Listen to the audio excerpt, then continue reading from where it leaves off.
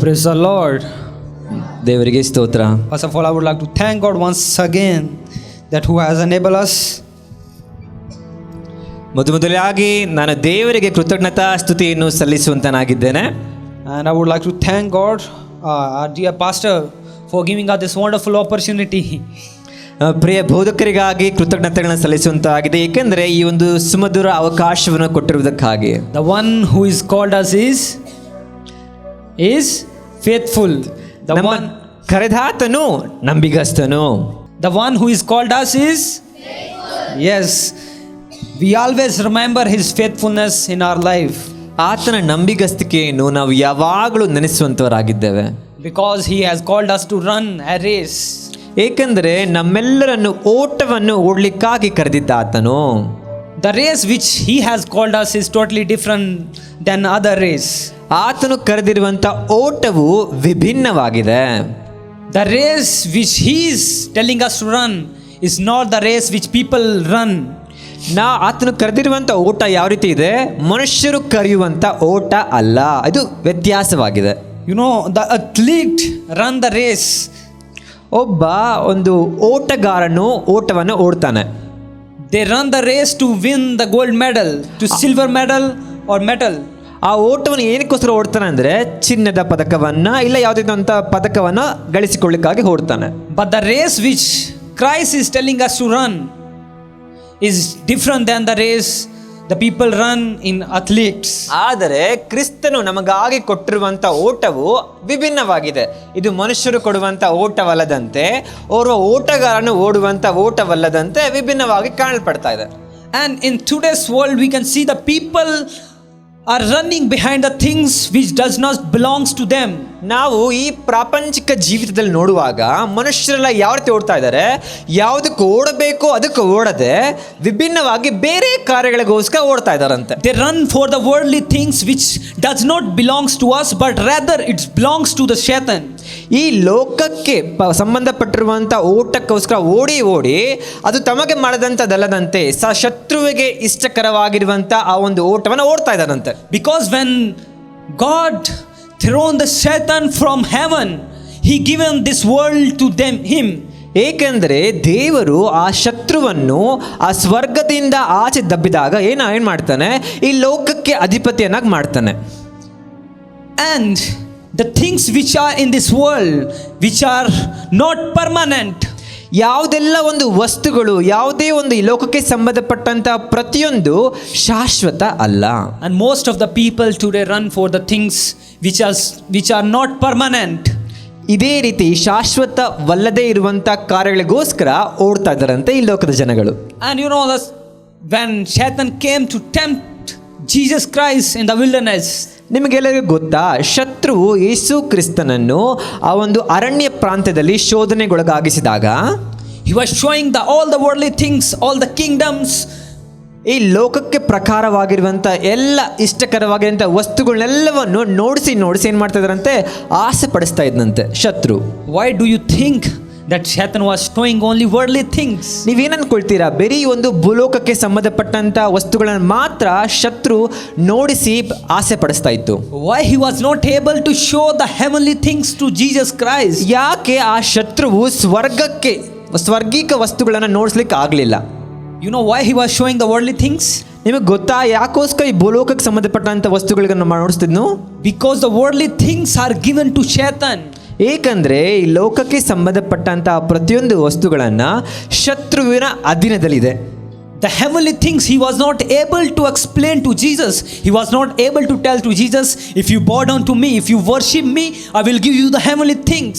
ಈ ರೀತಿ ಸ್ವರ್ಗೀಕ ವಸ್ತುಗಳನ್ನ ಹೇಳಲಿಕ್ಕೆ ಅವನಿಂದ ಆಗಲಿಲ್ಲ. ಅವನೇನು ಹೇಳ್ತಿದ್ದಾನೆ, ನೀನು ನನ್ನನ್ನು ತಲೆಬಾಗು, ನನ್ನ ಮುಂದೆ ತಲೆಬಾಗು, ನನ್ನನ್ನು ನೀನು ಆರಾಧಿಸು, ಆಗ ನಿನಗೆ ಈ ಲೋಕಕ್ಕೆ ಸಂಬಂಧಪಟ್ಟ ಪ್ರತಿಯೊಂದು ವಸ್ತುಗಳನ್ನ ಕೊಡ್ತೀನಿ. But he was telling, if you bow down, I will give you all the kingdoms of the earth. ಅವ್ರು ಹೇಳ್ತಾ ಇದ್ದಾರೆ, ನೀನು ನನ್ನನ್ನು ತಲೆಬಾಗಿ ಮೊಣಕಾಲು ತಲೆಬಾಗಿ ಆರಾಧನೆ ಮಾಡಿದಾಗ ಈ ಲೋಕಕ್ಕೆ ಸಂಬಂಧಪಟ್ಟಂತ ಪ್ರತಿಯೊಂದು ವಸ್ತುಗಳು ನಿನಗೆ ದಯಪಾಲಿಸುವೆನು ಅಂತ ಹೇಳ್ತಾನಂತೆ. And today we can see the human beings are running for the things which Satan shows them. ಆದರೆ ಈ ಒಂದು ದಿವಸಗಳಲ್ಲಿ ನೋಡಿದಾಗ ಇದೇ ರೀತಿ ನಮ್ಮ ಮನುಷ್ಯರೆಲ್ಲರೂ ಈ ಶತ್ರು ನೋಡಿಸಿದಂಥ ವಸ್ತುಗಳನ್ನು ಕಂಡು ಓಡ್ತಾ ಇದ್ದಾರಂತೆ. he showed them the money, which is very horrible thing. ಶತ್ರು ಒಂದು ಹಣದ ಆಸೆಯನ್ನು ಹುಟ್ಟಿಸೋದ್ ಮುಖಾಂತರ ನಮ್ಮನ್ನೆಲ್ಲರಿಗೂ ಆಸೆ ಬರುವಂತೆ ಮಾಡ್ತಾ ಇದ್ದಾನೆ. Money have two ways to handle. ಹಣವನ್ನು ನಾವು ಎರಡು ರೀತಿಯಲ್ಲಿ ಉಪಯೋಗಿಸಿಕೊಳ್ಳಬಹುದು. You have to handle in a proper way, or when you get money, ಅದರನ್ನ ಸರಿಯಾದ ರೀತಿಯಲ್ಲಿ ನಾವು ಉಪಯೋಗಿಸಿಕೊಳ್ಳಬಹುದು. you show your authority to the people that you are higher than other. ನಾವೇನು ಮಾಡ್ತೀವಿ, ಮತ್ತೆ ಸ್ವಲ್ಪ ಹಣ ಬಂದ್ರೆ ಸಾಕು, ನಂದೇ ಅಧಿಕಾರ, ನಾನೇ ಅರಸನ ರೀತಿಯಲ್ಲಿ ನಾವು ನೋಡ್ಸ್ಕೊಳ್ತೀವಂತೆ. So this morning I have chosen a text from Hebrew chapter 12 verse 1 to 3. ಆದ್ದರಿಂದ ಈ ಬೆಳಗಿನ ಸಮಯಕ್ಕೋಸ್ಕರ ನಾವು ಆಯ್ಕೆ ಮಾಡಿಕೊಂಡಿರುವಂಥ ವಚನ ಹಿಬ್ರಿಯರು 12.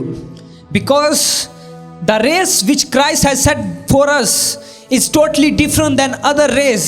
ಏಕೆಂದರೆ ಕ್ರಿಸ್ತನು ನಮಗಾಗಿ ಇಟ್ಟಿರುವಂಥ ಓಟವು ಬೇರೆ ಒಂದು ಓಟಕ್ಕಿಂತ ವಿಭಿನ್ನವಾಗಿ ಕಾಣಲ್ಪಡುತ್ತಿದೆ. To run that race we need to follow certain principle which God has given us. ಆ ಒಂದು ಓಟವನ್ನು ಓಡಲಿಕ್ಕೆ, ಆ ಒಂದು ಓಟದಲ್ಲಿ ನಾವು ವಿಜೇತರಾಗಲಿಕ್ಕೆ ನಮಗೆ ಕೆಲವೊಂದು ನಿಯಮಗಳನ್ನು ನಾವು ಪಾಲಿಸಬೇಕು. To reach our destiny we need to set something in our life. ನಾವು ಸೇರಬೇಕಾಗಿರುವಂಥ ಜಾಗಕ್ಕೆ ಸೇರಲಿಕ್ಕೋಸ್ಕರ ನಾವು ಕೆಲವೊಂದು ಪದ್ಧತಿಗಳನ್ನು, ಕೆಲವೊಂದು ನಿಯಮಗಳನ್ನು ನಾವು ಪಾಲಿಸಬೇಕು. To reach our destiny we need to set our goal. ನಮ್ಮ ಒಂದು ಹೋಗುವಂಥ ನಿರ್ದಿಷ್ಟವಾಗಿರುವಂಥ ಒಂದು ಸ್ಥಳಕ್ಕೆ ಸೇರಲಿಕ್ಕೋಸ್ಕರ ನಾವೊಂದು ನಮ್ಮದೇ ಆದಂಥ ಒಂದು ಪ್ರಯಾಸಗಳನ್ನ ಮಾಡಬೇಕು. As an athlete want to win the race, he practice before he goes to the competition. ಒಬ್ಬ ಓಡ್ಲಿಕ್ಕೋಸ್ಕರ ಅವನು ಏನು ಮಾಡ್ತಾನೆ, ತನ್ನನ್ನು ತಾನು ತಯಾರು ಮಾಡ್ಕೊಳ್ತಾನಂತೆ. In the same way we are called to run for Christ. ಇದೇ ರೀತಿ ನಾವು ಕ್ರಿಸ್ತನಿಗೋಸ್ಕರ ಓಟವನ್ನು ಓಡ್ಲಿಕ್ಕೋಸ್ಕರ ನಮ್ಮನ್ನು ಕರೆದಿದ್ದಾರಂತೆ. So we see this chapter verse 1, therefore since we are surrounded by such a great cloud of witness. ನಾವು ಈ ಒಂದು ವಚನದಲ್ಲಿ ಮೊದಲೇ ವಚನ ನೋಡ್ತೀವಿ, ಆದ ಕಾರಣ ಇಷ್ಟು ಮಂದಿ ಸಾಕ್ಷಿಯವರು ಮೇಘದೋಪಾದಿಯಲ್ಲಿ ನಮ್ಮ ಸುತ್ತಲೂ ಇರುವುದರಿಂದ. The witness which this verse is talking about is the continuation of chapter 11. ಈ ಒಂದು ಸತ್ಯವಚನದಲ್ಲಿ ಈ ಒಂದು ಭಾಗ ಏನು ಹೇಳ್ತಾ ಇದೆ ಅಂದರೆ, ಯಾವ ಸಾಕ್ಷಿ ಬಗ್ಗೆ ಹೇಳ್ತಾ ಇದೆ? ಈ ಒಂದು ಸಾಕ್ಷಿಗಳನ್ನು ನಾವು ಹಿಂದೆ ಇರುವಂಥ ಅಧ್ಯಾಯದ ಮುಖಾಂತರ ನೋಡ್ಕೊಂಡು ಬರ್ತೀವಿ. In chapter it talks about the Old Testament people such as Abraham, Moses, Noah and so on. ಈ ಹಿಂದಿನ ಒಂದು ಅಧ್ಯಾಯದಲ್ಲಿ ನೋಡಿದಾಗ ಇಲ್ಲಿ ಅಬ್ರಹಾಂ, ಐಸಾಕ್, ನೋಹನ ಒಂದು ಕಥೆಗಳ ಬಗ್ಗೆ, ಅವರು ಬಂದಂಥ ಒಂದು ಇತಿಹಾಸವನ್ನು ನಾವು ನೋಡ್ತೀವಿ ಇದರಲ್ಲಿ. Who set their example for us. ಅವ್ರು ಏನು ಮಾಡಿದ್ರು, ಅವ್ರು ತಮ್ಮನ್ನ ತಾವು ಒಂದು ಉದಾಹರಣೆಯಂತೆ ಸಾಕ್ಷಿಗಳಾಗಿ ಕಾಣಲ್ಪಟ್ಟರು. And the author of this book is telling us, see the witness who are set the example for us.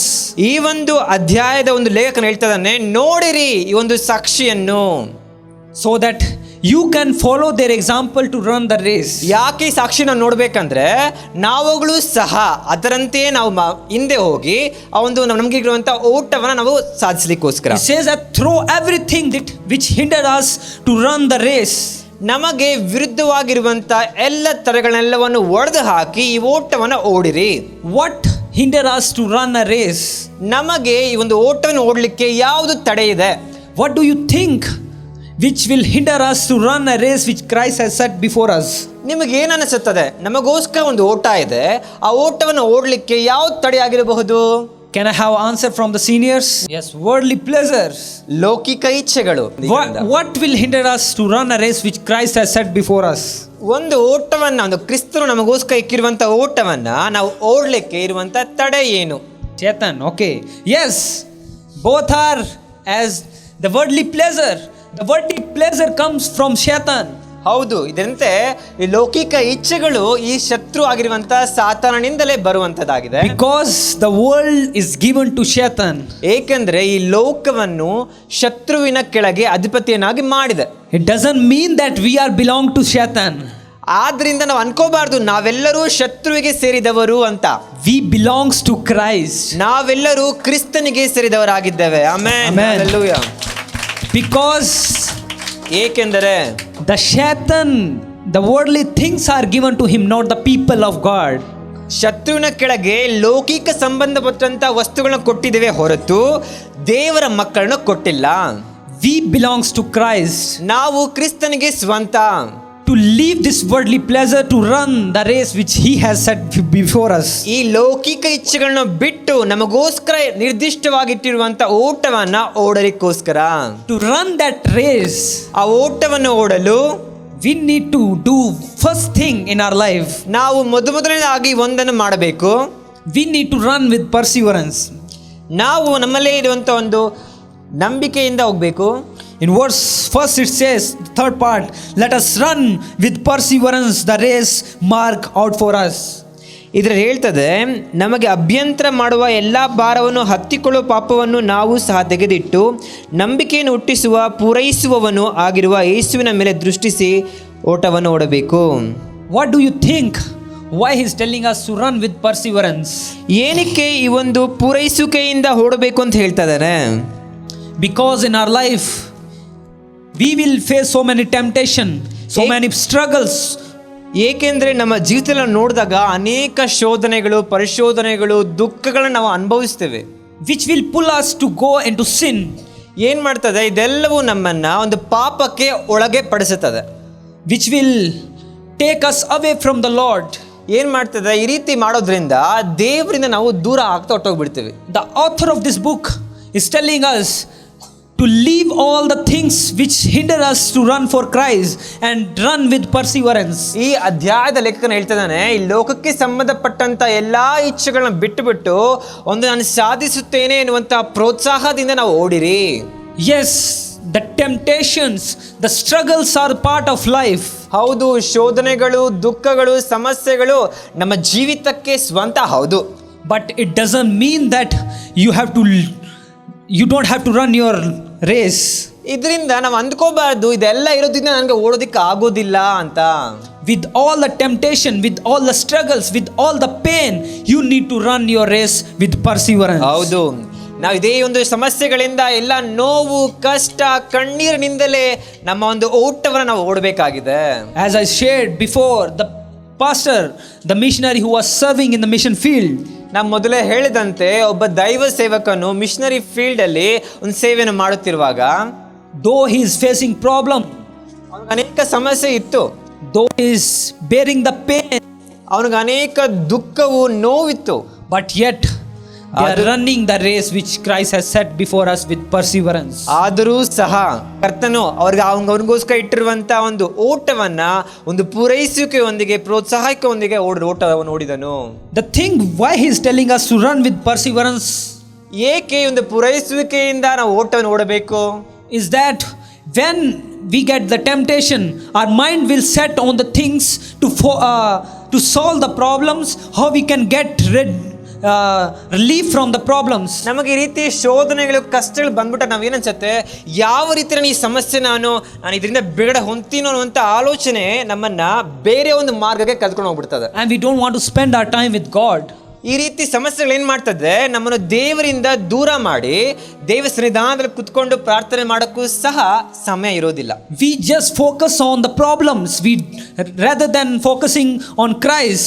ನಾವು ಈ ಸಮಸ್ಯೆಗಳ ಮೇಲೆ, ಅಯ್ಯೋ ಈ ಸಮಸ್ಯೆ ಬಂತು ಅಂತ ನಾವು ಅದರ ಮೇಲೆ ಪೂರ್ಣ ಧ್ಯಾನವನ್ನು ಇಡ್ತೀವಿ ಹೊರತು ದೇವರ ಮೇಲೆ ಇರೋದಿಲ್ಲ. Because why we forget Christ? Because we think that our life is better than Christ. ನಾವು ಯಾಕೆ ಕ್ರಿಸ್ತನನ್ನ ಮರ್ತು ಹೋಗ್ಬಿಡ್ತೀವಿ ಅಂದರೆ, ನಮ್ಮ ಜೀವಿತವೇ ದೊಡ್ಡದಾಗಿದೆ, ನಮಗೆ ಕ್ರಿಸ್ತನ ನೀನು ಎಲ್ಲಿ ಜ್ಞಾಪಕ ಮಾಡ್ಕೊಳ್ಳೋದು ನಾವು ಅಂತ ಅನ್ಕೊಳ್ತೀವಿ. In Matthew chapter 6 verse 23 says, seek the first kingdom of God and all these things will be added into you. ನಾವು ಮತ್ತಾಯನ ಬರೆದ ಸುವಾರ್ತೆಯಲ್ಲಿ ನೋಡ್ತೀವಿ, ಪರಲೋಕಕ್ಕೆ ಸಂಬಂಧಪಟ್ಟಂಥದನ್ನ ನಾವು ಹುಡುಕಿರಿ, ಆಗ ಈ ಲೋಕಕ್ಕೆ ಸಂಬಂಧಪಟ್ಟ ಪ್ರತಿಯೊಂದು ನಿಮಗೆ ದೊರಕುವುದು. But we don't do that. ಆದರೆ ನಾವು ಇದನ್ನ ಮಾಡೋದಿಲ್ಲ. We give first place to the worldly things rather than giving to Jesus. ಆದ್ರೆ ನಾವೇನು ಮಾಡ್ತೀವಿ, ಈ ಲೋಕಕ್ಕೆ ಸಂಬಂಧಪಟ್ಟಿರುವಂತಹ ವಸ್ತುಗಳ ಮೇಲೆ ನಾವು ಜಾಸ್ತಿ ಜ್ಞಾನವನ್ನು ಕೊಡ್ತೀವಿ, ದೇವರ ಮೇಲೆ ಕೊಡೋದಿಲ್ಲ. We think that those things are important in our life. ನಾವೇನ್ಕೊಳ್ತೀವಿ, ಅದೇ ನಮಗೆ ಮುಖ್ಯವಾಗಿದೆ ನಮ್ಮ ಜೀವಿತಕ್ಕೋಸ್ಕರ. But we don't think that these things are given to Shaitan. ಆದರೆ ನಾವು ಅಂದ್ಕೊಳ್ಳೋದಿಲ್ಲ, ಈ ಲೋಕದ ವಸ್ತುಗಳೆಲ್ಲ ನಮಗೆ ಕೊಟ್ಟದ್ದಲ್ಲ, ಶತ್ರುವಿನ ಅಧೀನದಲ್ಲಿ ಇರುವಂಥದ್ದು. Because we are given a task to fulfill the task. ನಮಗೆಲ್ಲರಿಗೂ ಒಂದು ಕೆಲಸ ಇದೆ, ಆ ಒಂದು ಕೆಲಸವನ್ನು ನಾವು ಸಾಧಿಸಬೇಕು. What is telling us to run with perseverance? ಏಕೆ ಈ ಒಂದು ಪೂರೈಸುವಿಕೆಯೊಂದಿಗೆ ಈ ಓಟವನ್ನು ಓಡಿರಿ ಅಂತ ಹೇಳ್ತಾ ಇದ್ದಾನೆ? So turn with me to 1 Peter chapter 2 verse 9. ಆದರೆ ಅದಕ್ಕೋಸ್ಕರ 1 ಪೇತ್ರ 2:9 ತೆಗೆಯಿರಿ. Why he is telling us to run with perseverance? ಏಕೆ ನಮ್ಮನಿಗೂ ಒಂದು ಪೂರೈಸುವಿಕೆಯಿಂದ ಓಡ್ಲಿಕ್ಕೆ ಹೇಳ್ತಾ ಇದ್ದಾನೆ? Because we are chosen generation. ಏಕೆಂದರೆ ನಾವೆಲ್ಲರೂ ಮೀಸಲಾದ ಜನವು. Because the people who are chosen, they have certain duties, certain role to fulfill. ಏಕೆಂದರೆ ನಾವು ದೇವರಾದುಕೊಂಡ ಜನಾಂಗವಾಗಿದ್ದೇವೆ. ಈ ಜನಾಂಗಗಳಿಗೆ ಕೆಲವೊಂದು ನಿಯಮಗಳನ್ನು, ಕೆಲವೊಂದು ಪದ್ಧತಿಗಳು ನಮ್ಮಲ್ಲಿ ಕಾಣಲ್ಪಡಬೇಕು, ಗುಣಾತಿಶಯಗಳು ನಮ್ಮಲ್ಲಿ ಇರಬೇಕು. We are called to fulfill the plan of God. ನಾವೆಲ್ಲರೂ ಕರೆಯಲ್ಪಟ್ಟಿರೋದು ಯಾಕೆ ಅಂದರೆ ದೇವರ ಒಂದು ಚಿತ್ತವನ್ನು ನೆರವೇರಿಸೋದಕ್ಕೋಸ್ಕರ. Satan will come and tempt us, ಶತ್ರು ಬಂದು ನಮ್ಮನ್ನ ಶೋಧನೆಗೆ ಒಳಪಡಿಸುತ್ತಾನೆ. but leaving all the things behind, and we need to focus on Christ. ಇದೆಲ್ಲವನ್ನು ನಾವು ಹಿಂದಕ್ಕೆ ಎಸೆದು ಬಿಟ್ಟು ಕ್ರಿಸ್ತನನ್ನು ನೋಡಿ ಕ್ರಿಸ್ತನನ್ನೇ ದೃಷ್ಟಿಸಬೇಕು. As verse 2 says, 2ನೇ ವಚನ ಹೇಳುವಂತೆ, let us fix our eyes on Jesus, ಕ್ರಿಸ್ತನ ಕಡೆಗೆ ನಮ್ಮ ನೋಟವನ್ನ ದೃಷ್ಟಿಸಿರಿ. because he has called us. ಏಕೆಂದರೆ ಆತನು ನಮ್ಮನ್ನು ಕರೆದಾತನು. We have a certain role, certain goals to fulfill that. ಅದರನ್ನ ನಾವು ಮಾಡ್ಲಿಕ್ಕೋಸ್ಕರ ನಮಗಾಗಿ ಕೆಲವು ನಿಯಮ ನಿಷ್ಠೆಗಳಿದೆ. Unless we fix our eyes, we can't reach our destiny. ನಮ್ಮ ಕಣ್ಣುಗಳನ್ನು, ನಮ್ಮ ನೋಟಗಳನ್ನು ನಾವು ದೃಷ್ಟಿ ಮಾಡದೆ ನಮಗೆ ಇಟ್ಟಿರುವಂತ ಓಟವನ್ನು ನಾವು ಓಡ್ಲಿಕ್ಕೆ ಆಗೋದಿಲ್ಲ.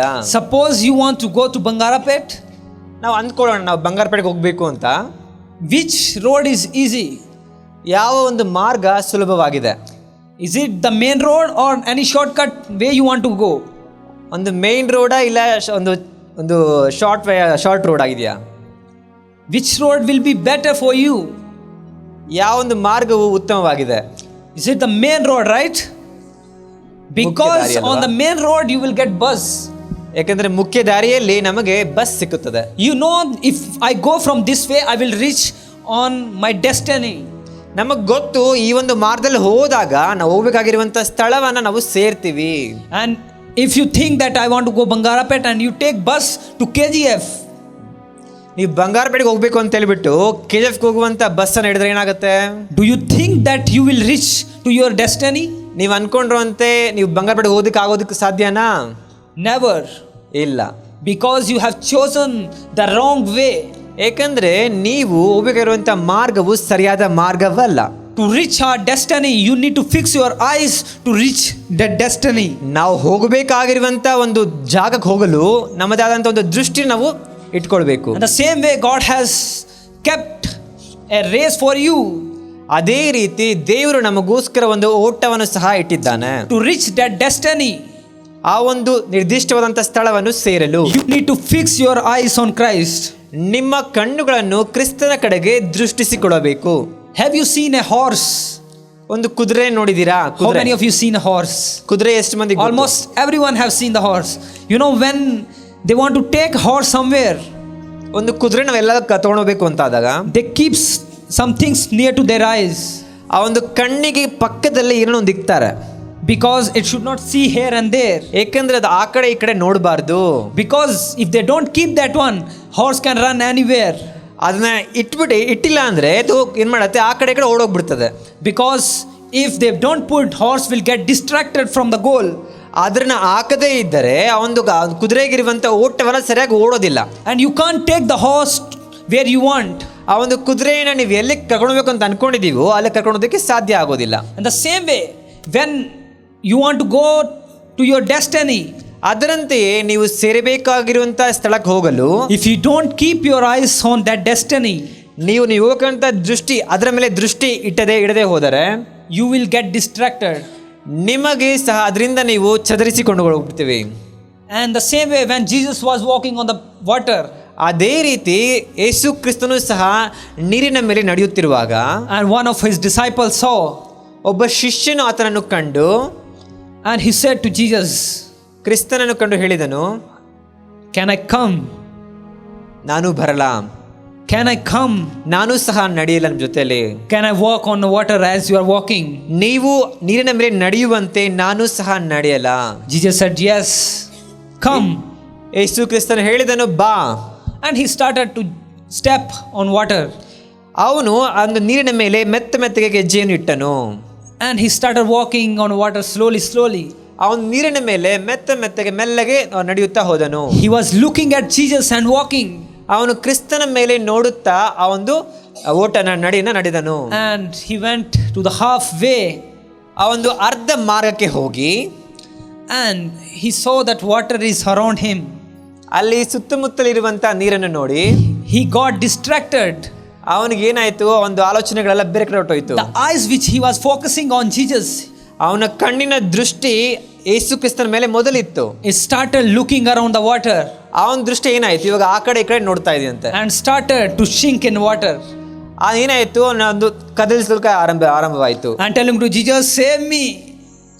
ಯೇಸು ಕ್ರಿಸ್ತನ ನೋಡಿ ಹೇಳ್ತಿದ್ದಾನೆ, ಯೇಸುವೇ ರಕ್ಷಿಸು ನನ್ನನ್ನ. and Jesus came and pulled him out. ಯೇಸು ಕ್ರಿಸ್ತನು ಬಂದು ಅವನನ್ನ ಕೈ ಹಿಡಿದು ಕರೆದನು. if he could have fixed his eyes on Jesus, ಆತನು ಕ್ರಿಸ್ತನ ಮೇಲೆ ದೃಷ್ಟಿ ಇಟ್ಟ ಕಾರಣ he could have go near to Jesus. ಕ್ರಿಸ್ತನವನ್ನು ದೃಷ್ಟಿಸಿ ಹೋಗಲಿಕ್ಕೆ ಆಗ್ತಾ ಇತ್ತು. he could have reached the goal which he was having in his mind. ಆತನಿಗೋಸ್ಕರ ಇದ್ದಂತ ಓಟವನ್ನ ಆತನು ಸುಲಭವಾಗಿ ಹೋಗಬಹುದಾಗಿತ್ತು.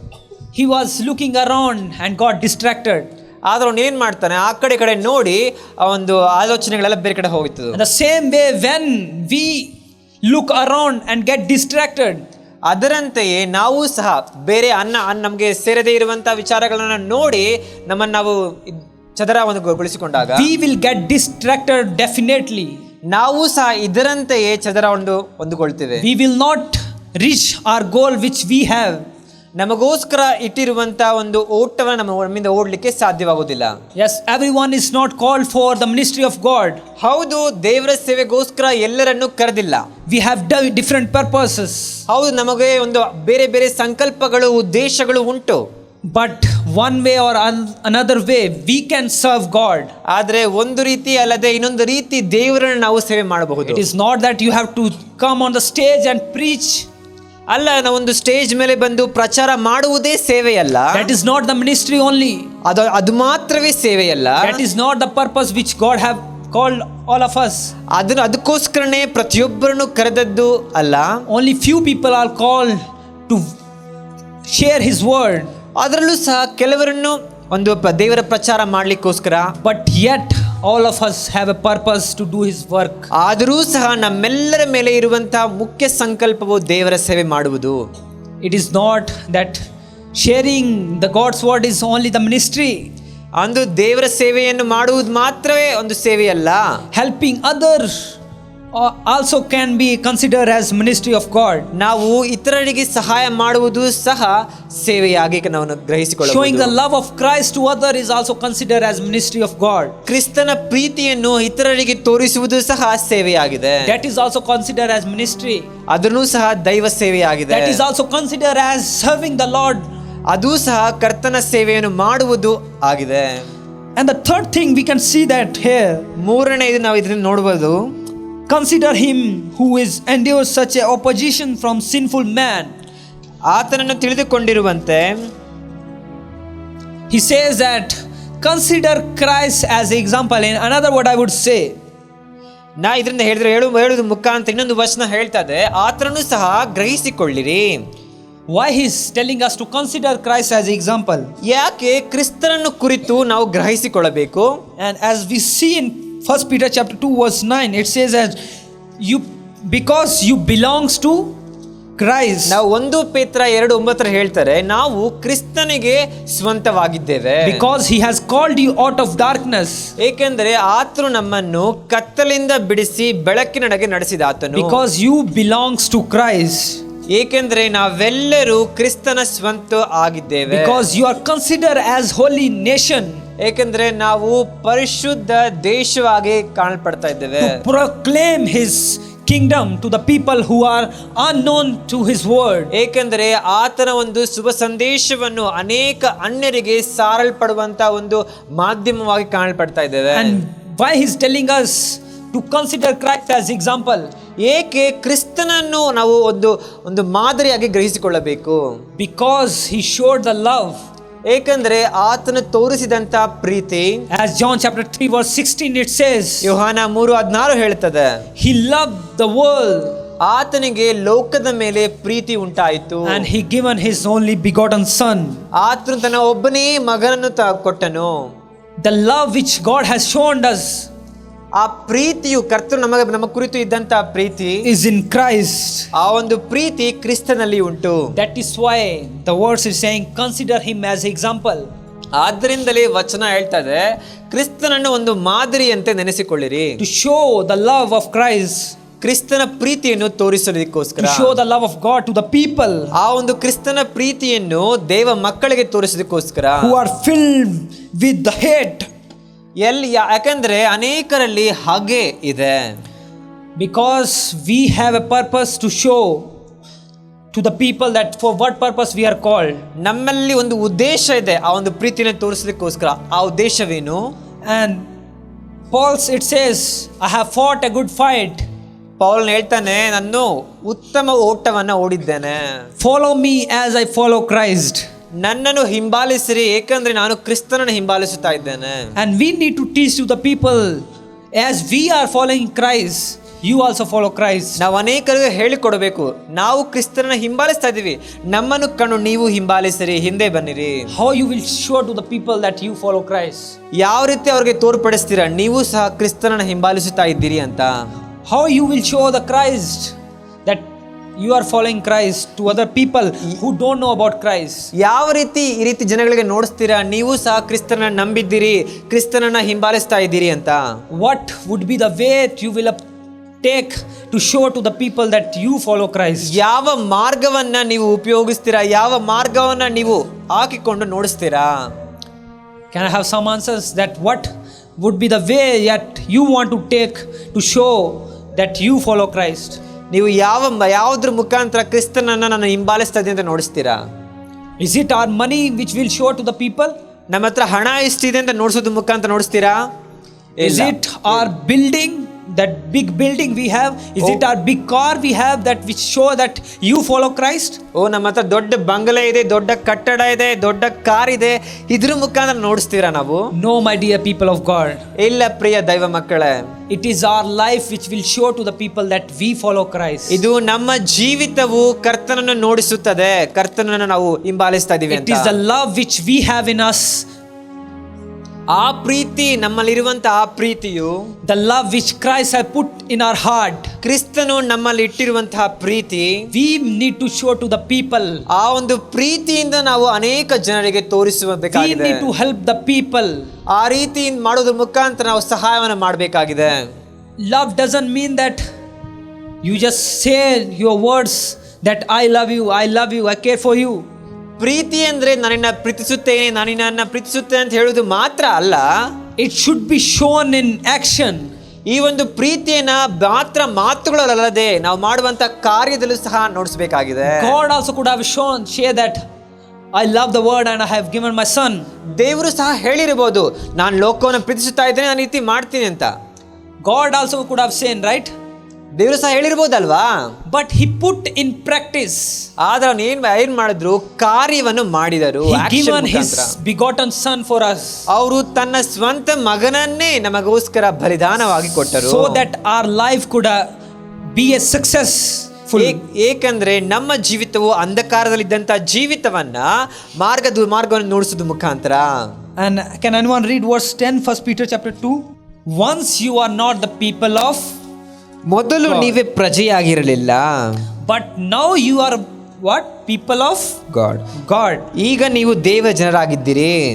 If we all are people of God, ನಾವೆಲ್ಲರೂ ದೇವರ ಪ್ರಜೆ ಅಂದರೆ, if we are called to be a people of God, ನಮ್ಮೆಲ್ಲರನ್ನು ದೇವರ ಪ್ರಜೆಯಾಗಿರ್ರಿ ಅಂತ ಕರೆದಿರೋ ನಿಜವಾದರೆ, a chosen people of God, ಅಂದ್ರೆ ಪ್ರತ್ಯೇಕಿಸಲ್ಪಟ್ಟಿರುವಂತ ಜನಾಂಗವಾಗಿದ್ದಲ್ಲಿ, the people belongs to God, ದೇವರಿಗೆ ಸಂಬಂಧಪಟ್ಟಂತ ಜನರು, what we have to do? ನಾವು ಏನ್ ಮಾಡಬೇಕು? What we have to do as a people of God which belongs to him? ನಾವು ಕ್ರಿಸ್ತನಿಗೆ ಸಂಬಂಧವಾಗಿರುವಂತ, ಕ್ರಿಸ್ತನಿಗೆ ಸ್ವಂತವಾಗಿರುವಂತ ಜನರು ನಾವು ಏನ್ ಮಾಡಬೇಕಾಗಿದೆ? It says, once you did not receive the mercy, but now you receive mercy. ನಿಮಗೆ ಮೊದಲು ಈ ರೀತಿಯಾದಂಥ ಒಂದು ಕರುಣೆ ದೊರಕಿರಲಿಲ್ಲ, ಈಗ ದೊರಕಿದೆ ಆ ಕರುಣೆ. Christian life is not only just taking. ಕ್ರೈಸ್ತರ ಜೀವಿತವು ಕೊಂಡುಕೊಳ್ಳುವುದು ತೆಗೆದುಕೊಳ್ಳುವುದು ಮಾತ್ರವಲ್ಲ. Christian life is not only having successful life for our betterment. ಕ್ರಿಸ್ತರ ಒಂದು ಜೀವಿತವು ನಮ್ಮದೊಂದು ಉದ್ಧಾರಕ್ಕೋಸ್ಕರ ಮಾತ್ರವೇ ಅಲ್ಲ, but it is like giving rather than taking. ನಮ್ಮ ಜೀವಿತವು ಕೊಡುವುದಾಗಿದೆ ತೆಗೆದುಕೊಳ್ಳುವುದಕ್ಕಿಂತ. Because Christ has given us love. ಏಕೆಂದರೆ ಕ್ರಿಸ್ತನು ನಮಗೋಸ್ಕರ ತನ್ನ ಪ್ರೀತಿಯನ್ನು ಧಾರೆಯಾಗಿ ಕೊಟ್ಟಿದ್ದಾನೆ. He cares for us. ಆತನು ನಮಗೋಸ್ಕರ He ಪ್ರೀತಿಸುವಂತನಾಗಿದ್ದಾನೆ. put in practice the love which God has told us in John chapter 3 verse 16. ಯೋಹಾನ 3:16 ಹೇಳುವಂತೆ ಆತನ ಪ್ರೀತಿಯನ್ನು ಮಾಡುವುದ ಮುಖಾಂತರ ತೋರಿಸಲ್ಕೊಟ್ಟನು. In the same way we need to put in practice what are the things which God has telling us. ಅದೇ ರೀತಿ ಕರ್ತನು ಹೇಳುವ ಪ್ರತಿಯೊಂದನ್ನು ನಾವು ಮಾಡುವುದರ ಮುಖಾಂತರ ತೋರಿಸಿಕೊಡಬೇಕು. And in 1 Peter chapter 2 verse 9 it says that you may declare the praise of him who called you out of darkness. ಇದರಿಂದ ಏನು ಹೇಳ್ತಾ ಇದ್ದಾರೆ ಅಂದರೆ, ನಿಮ್ಮನ್ನು ಅದಕ್ಕಾಗಿ ಅವರು ನೇಮಕವಾದರು, ನೀವಾದರೂ ನಿಮ್ಮನ್ನು ಕತ್ತಲೆಯೊಳಗಿಂದ ಕರೆದು. We receive mercy. ನಮಗೆ ಕರುಣೆ ಬಂದಿತು. And same way we need to show mercy to others. ಅದೇ ರೀತಿ ನಾವು ಇತರರ ಕುರಿತು ನಾವು ಕರುಣೆಯನ್ನು ತೋರಿಸಬೇಕು. It is not that we are saved just okay I am saved, I don't need to care for any other. ಇದು ಆ ರೀತಿ ಅಲ್ಲ, ನಾನು ರಕ್ಷಣೆ ಹೊಂದಿದ್ದೇನೆ ಇನ್ನೊಬ್ಬರ ಕುರಿತು ನಾವು ಚಿಂತಿಸುವುದು ಅಲ್ಲ. And our college motto is save to serve. ನಮ್ಮ ಒಂದು ಕಾಲೇಜ್ನ ಒಂದು ಮುಖ್ಯ ಉದ್ದೇಶವೇ ನೀವು ಅಂದ್ರೆ ರಕ್ಷಣೆ ಹೊಂದಿದ್ದೀರಿ ಅಂದ್ರೆ ಇತರರಿಗೋಸ್ಕರ ಸೇವೆ ಮಾಡುವುದೇ. ರಕ್ಷಣೆ ಇತರರಿಗೋಸ್ಕರ ಸೇವೆ. Which means you are saved, now your duty is to save others. ಏಕೆಂದ್ರೆ ನೀವೆಲ್ಲರೂ ರಕ್ಷಣೆ ಹೊಂದಿದ್ದೀರಿ, ಇವಾಗ ನಿಮ್ಮ ಒಂದು ಕಾರ್ಯವೇನು ಇತರರಿಗೋಸ್ಕರ ಸೇವೆ ಮಾಡುವುದು. As it says you so that you may declare his wonderful works. ಏಕೆಂದರೆ ಆತನ ಒಂದು ಆಶ್ಚರ್ಯಕರವಾದಂಥ ಕಾರ್ಯಗಳನ್ನು ಪ್ರಚುರಪಡಿಸುವುದಕ್ಕೋಸ್ಕರ. We are saved. ನಾವು ರಕ್ಷಣೆ ಹೊಂದಿದ್ದೇವೆ. I believe everyone is saved here. ನಾನು ನಂಬ್ತೀನಿ ಇಲ್ಲಿರುವಂತಹ ಪ್ರತಿಯೊಬ್ಬರು ರಕ್ಷಣೆ ಹೊಂದಿದ್ದಾರೆ. And Christ has saved all of us. ಕ್ರಿಸ್ತನು ನಮ್ಮೆಲ್ಲರನ್ನು ರಕ್ಷಿಸಿದ್ದಾನೆ. It is not enough. ಅಷ್ಟು ಮಾತ್ರ ಸಾಲದು. It is not end here. ಇಲ್ಲಿಗೆ ಅಂತ್ಯವಲ್ಲ. We have another step to go. ನಮಗೆ ಇನ್ನೊಂದು ದಾರಿ ಉಂಟು. To proclaim his work.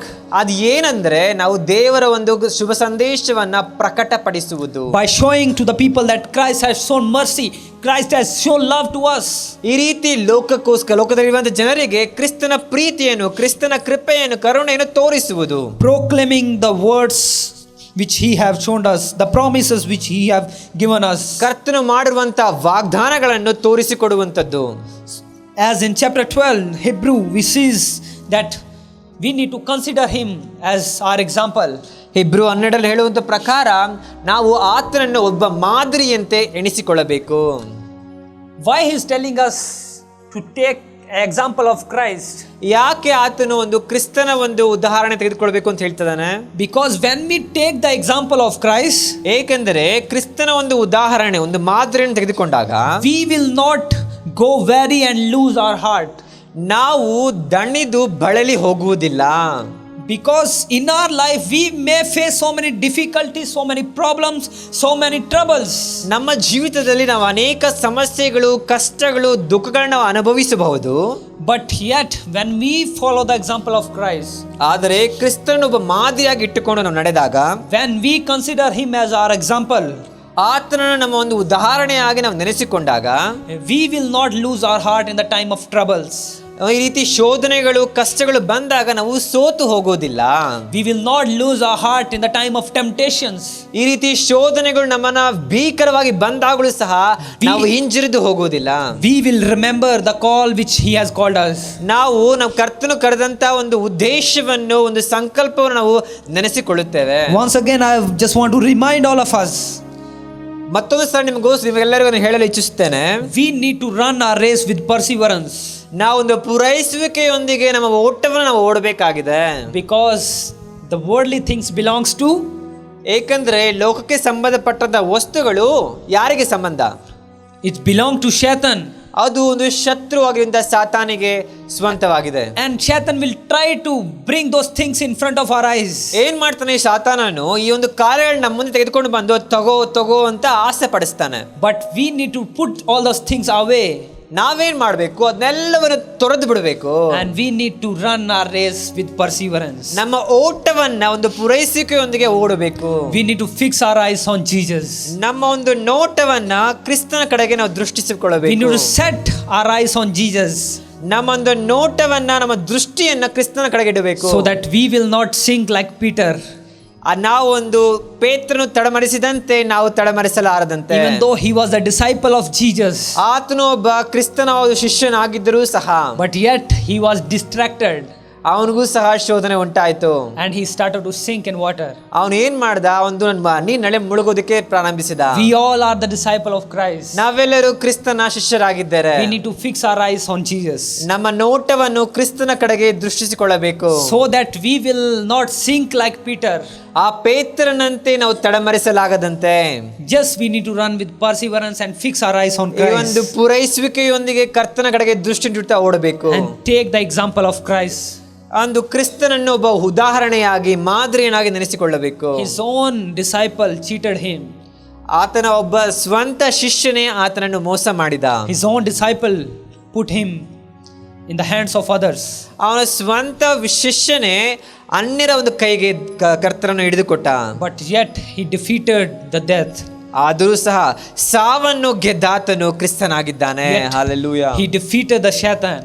ಆತನು ಶತ್ರುವನ್ನೇ ಜಯಿಸಿದ ಆತನಾಗಿದ್ದಾನೆ. And he win his race. ಆತನಿಗಾಗಿ ಇಟ್ಟಂತ ಓಟವನ್ನ ಸುಲಭವಾಗಿ ನೋಡಿದನು. And as we all of us here, ನಾವೆಲ್ಲರೂ ಇಲ್ಲಿ ಇರುವಂತೆ, to run our race, ನಾವು ಓಟವನ್ನು ಓಡ್ಲಿಕ್ಕೋಸ್ಕರ, to run our race which Christ has set before us, ಕರ್ತನು ನಮಗೋಸ್ಕರ ಇಟ್ಟಿರುವಂತ ಓಟವನ್ನು ಓಡುವುದಕ್ಕಾಗಿ, let us ask God to help us to run our race. ಬನ್ನಿ ನಾವು ಕರ್ತನನ್ನು ಕೇಳಿಕೊಳ್ಳೋಣ, ಕರ್ತನೇ ನಮಗೋಸ್ಕರ ಇಟ್ಟಿರುವಂತ ಓಟವನ್ನು ಓಡಲು. And say to Jesus, Lord, I come to you. ದೇವರನ್ನ ಕಂಡು ಹೇಳೋಣ, ಇದೋ ನಿನ್ನ ಬಳಿಗೆ ಬರುತ್ತಿದ್ದೇನೆ. Lord, I submit myself to you. ನಾನು ನಿನ್ನ ಹಸ್ತಕ್ಕೆ ಸಂಪೂರ್ಣವಾಗಿ ಸಮರ್ಪಿಸಿಕೊಡ್ತಾ ಇದ್ದೇನೆ. And I want to run my race with perseverance. ಕರ್ತನೇ, ನನಗಾಗಿ ಇಟ್ಟಿರುವಂತ ಓಟವನ್ನ ಪೂರೈಸಲಿಕ್ಕೋಸ್ಕರ, I want to fix my eyes on you.